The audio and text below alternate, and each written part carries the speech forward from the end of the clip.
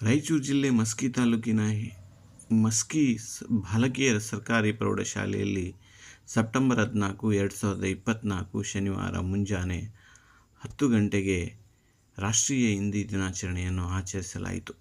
ಈ ರಾಷ್ಟ್ರೀಯ ಹಿಂದಿ ದಿನಾಚರಣೆಯ ವಿಶೇಷತೆ ಏನೆಂದರೆ, ಕಾರ್ಯಕ್ರಮದ ಅಧ್ಯಕ್ಷತೆಯನ್ನು ಹಿಂದಿ ವಿಷಯದ ಮುಖ್ಯೋಪಾಧ್ಯಾಯರಾದಂಥ ಶ್ರೀ ಬಸಪ್ಪ ಸರ್ ಅವರು ವಹಿಸಿಕೊಂಡಿದ್ದರು. ಕಾರ್ಯಕ್ರಮದಲ್ಲಿ ಶ್ರೀ ವಿರೂಪಾಕ್ಷಪ್ಪ ಸರ್ ಅವರು ಹಿಂದಿ ಭಾಷೆಯ ವಿಕಾಸದ ಕುರಿತು ತಮ್ಮದೇ ಆದ ಮಾತುಗಳನ್ನು ಹೇಳಿದರು. ಹಾಗೆ ನಡುವೆ ಗಜಲ್ ಮತ್ತು ಕವ್ವಾಲಿಯನ್ನು ಮಕ್ಕಳು ಹೇಳಿದರು.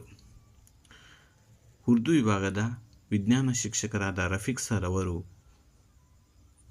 ಶಾಯರಿಯನ್ನು ಹೇಳಿದರು. ಹಿಂದಿ ಭಾಷೆ ಹಾಗೂ ಉರ್ದು ಭಾಷೆಗಳ ಸಮನ್ವಯತೆ ಕುರಿತು ಶ್ರೀಮತಿ ರೇಷ್ಮಾ